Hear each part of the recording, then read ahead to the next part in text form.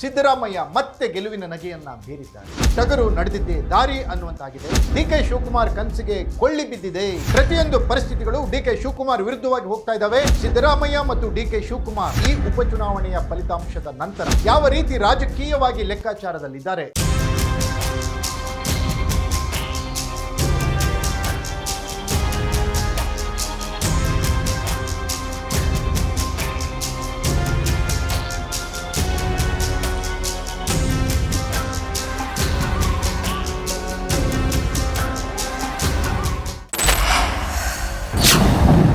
Ladies and gentlemen, Siddaramaiah ಮತ್ತೆ ಗೆಲುವಿನ ನಗೆಯನ್ನ ಬೀರಿದ್ದಾರೆ.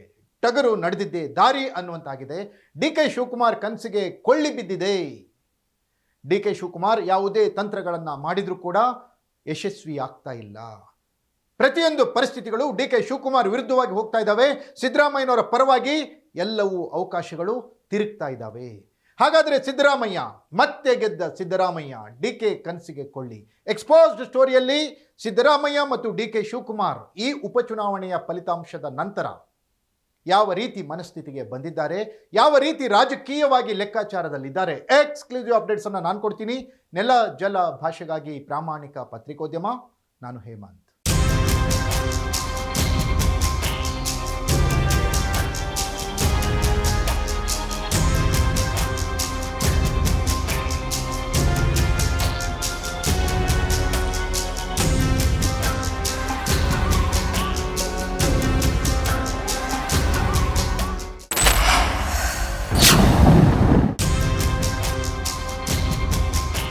S ವೀಕ್ಷಕರೇ, ದಾವಣಗೆರೆ ಬಾಗಲಕೋಟೆ ಉಪಚುನಾವಣೆ ಮುಗಿತು.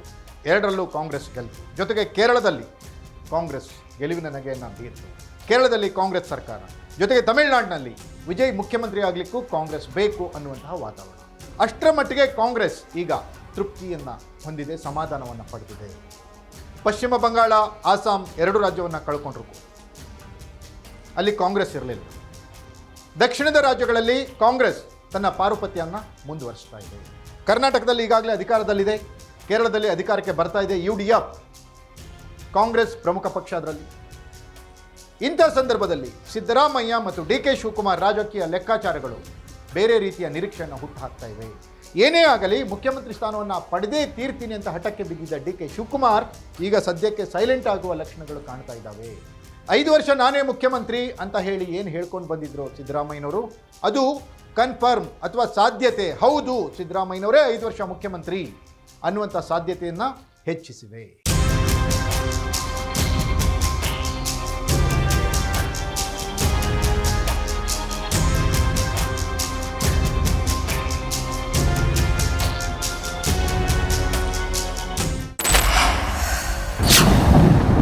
ಎಸ್ ವೀಕ್ಷಕರೇ, ಕೇರಳ ಗೆಲುವಿನಲ್ಲಿ ಸಿದ್ದರಾಮಯ್ಯನವರ ಪಾತ್ರ ಅತಿ ಹೆಚ್ಚಾಗಿದೆ ಅಂತ ಹೈಕಮಾಂಡ್ ಅಂದುಕೊಂಡಿದೆ, ನಂಬಿಕೆ ಇಟ್ಟಿದೆ. ಯಾಕಂದರೆ ಕೇರಳ ಅಹಿಂದ ಮತಗಳ ಕ್ರೋಢೀಕರಣಕ್ಕೆ ಸಿದ್ದರಾಮಯ್ಯ ಪ್ರಚಾರ ಪ್ರಮುಖ ಪಾತ್ರ ವಹಿಸಿತ್ತು, ಪ್ರಮುಖ ಕಾರಣವಾಗಿತ್ತು.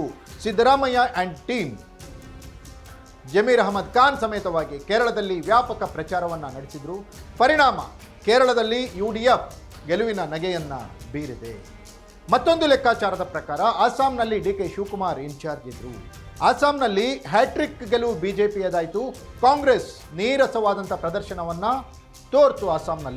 ಆಸಾಂನಲ್ಲಿ ಕಾಂಗ್ರೆಸ್ ಹಿನ್ನಡೆ ಆಗಲಿಕ್ಕೆ ಯಾರು ಕಾರಣ? ಹಾಗಾದರೆ ಉಸ್ತುವಾರಿ ವಹಿಸಿರೋರು ಕಾರಣನಾ? ಹಾಗೇನಾದರೂ ಆದರೆ ಡಿಕೆ ಶಿವಕುಮಾರ್ ಕಾರಣರಾಗ್ತಾರೆ ಅನ್ನುವಂಥ ಮತ್ತೊಂದು ಸ್ಫೋಟಕ ಅಂಶವೂ ಕೂಡ ಈಗ ಡಿಕೆ ಶಿವಕುಮಾರ್ ಅವರ ನೆಮ್ಮದಿಯನ್ನು ಕೆಡಿಸಿದೆ. ಡಿಕೆ ಕನಸಿಗೆ ಕೊಳ್ಳಿಯನ್ನು ಇಟ್ಟಿದೆ. ಮುಖ್ಯಮಂತ್ರಿ ಬದಲಾವಣೆ ವಿಚಾರ ಅಂತ ಬಂದಾಗಲೆಲ್ಲ ಡಿಕೆ ಶಿವಕುಮಾರ್, ಸಿದ್ದರಾಮಯ್ಯನವರು ತಮ್ಮ ರಾಜಕೀಯ ದಾರಿಗೆ ಅನುಗುಣವಾಗಿ ಹೇಳಿಕೆಗಳನ್ನು ಕೊಡ್ತಾ ಇದ್ರು. ಸಿದ್ದರಾಮಯ್ಯ ಬೆಂಬಲಿಗರು ಅದಕ್ಕೆ ಪೂರಕ ಎಂಬಂತೆ ನಡೆದುಕೊಳ್ತಾ ಇದ್ರು. ಡಿಕೆ ಶಿವಕುಮಾರ್ ಬೆಂಬಲಿಗರು ಡಿಕೆ ಶಿವಕುಮಾರ್ ಮುಖ್ಯಮಂತ್ರಿ ಆಗ್ತಾರೆ ಅಂತ ದಿನಾಂಕ ಮುಹೂರ್ತವನ್ನು ಕೂಡ ಘೋಷಣೆ ಮಾಡ್ತಾ ಇದ್ರು. ಆದರೆ ಈಗ ಪರಿಸ್ಥಿತಿ ಸಂಪೂರ್ಣವಾಗಿ ಬದಲಾಗಿದೆ. ಪಂಚರಾಜ್ಯ ಚುನಾವಣೆಗಳ ಫಲಿತಾಂಶದ ಬಳಿಕ ಕಾಂಗ್ರೆಸ್ ಹೈಕಮಾಂಡ್ ಮತ್ತು ಸಿದ್ದರಾಮಯ್ಯನವರ ಸ್ನೇಹ ಮತ್ತಷ್ಟು ಗಟ್ಟಿಯಾಗಿದೆ. ಸಿದ್ದರಾಮಯ್ಯ ಮತ್ತೊಮ್ಮೆ ಗೆದ್ದು ಗೆಲುವಿನ ನಗೆಯನ್ನು ಬೀರಿದ್ದಾರೆ. KC ವೇಣುಗೋಪಾಲ್ ಜೊತೆಗೆ ನಿಕಟವಾದ ಸಂಬಂಧವನ್ನು ಇಟ್ಕೊಂಡಿರುವಂತಹ, ಬಾಂಧವ್ಯವನ್ನು ಇಟ್ಕೊಂಡಿರುವಂತಹ ಸಿದ್ದರಾಮಯ್ಯನವರು KC ವೇಣುಗೋಪಾಲ್ ಏನಾದರೂ ಕೇರಳದಲ್ಲಿ ಮುಖ್ಯಮಂತ್ರಿ ಆಗ್ತಾರೆ ಅನ್ನೋದಾದರೆ ಇನ್ನಷ್ಟು ಹೈಕಮಾಂಡ್ನಲ್ಲಿ ಬಲಿಷ್ಠರಾಗ್ತಾರೆ. ಮತ್ತೊಂದು ಕಡೆ ಸುರ್ಜೇವಾಲಾ ಮತ್ತು ಹೈಕಮಾಂಡ್ನ ಬಾಂಧವ್ಯ ಮೊದಲಿನ ಥರ ಗಟ್ಟಿಯಾಗಿಲ್ಲ. ಸುರ್ಜೇವಾಲಾ ಮತ್ತು ಹೈಕಮಾಂಡ್ ನಡುವಿನ ಭಿನ್ನಾಭಿಪ್ರಾಯ ಡಿ ಕೆ ಅವರಿಗೂ ಕೂಡ ತೊಂದರೆಯುಂಟು ಮಾಡ್ತಾ ಇದೆ. ಡಿ ಕೆ ಶಿವಕುಮಾರ್ ಏನೇ ಮಾಡಿದರೂ ಕೂಡ ಮುಖ್ಯಮಂತ್ರಿಯಾಗುವ ಸಾಧ್ಯತೆ ಸದ್ಯಕ್ಕಿಲ್ಲ ಅನ್ನುವಂಥ ವಾತಾವರಣ ನಿರ್ಮಾಣ ಆಗ್ತಾ ಇದೆ. ಡಿ ಕೆ ಶಿವಕುಮಾರ್ ಅವರಿಗೆ ಹಿನ್ನಡೆಯಾದರೆ ಸಿದ್ದರಾಮಯ್ಯ ಮತ್ತೊಮ್ಮೆ ಗೆದ್ದು ಬೀಗಿದ್ದಾರೆ.